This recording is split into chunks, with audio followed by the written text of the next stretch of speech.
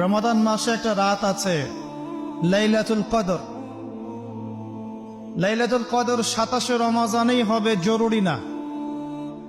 শেষ দশকের বিজোড় রাতগুলোর যে কোনো রাতে লাইলাতুল কদর হতে পারে।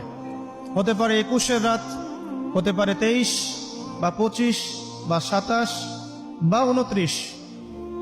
ইন্না আনজালনাহু ফি লাইলাতুল কদর, আল্লাহ পাক বলছে নিঃসন্দেহে আমি কোরআনকে নাযিল করেছি লাইলাতুল কদরে। ওয়া মা আদরাকা মা লাইলাতুল কদর, হে নবী আপনি কি জানেন লাইলাতুল কদর কি জিনিস? লাইলাতুল কদরি খায়রুম মিন আলফি শাহর, এই রাতটা হচ্ছে 1000 মাসের চাইতে উত্তম।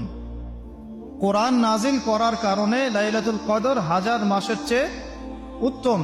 এই লাইলাতুল কদরে আপনি ইবাদত করলে 1000 মাস ইবাদতের নেকি পাবেন ইনশাআল্লাহ।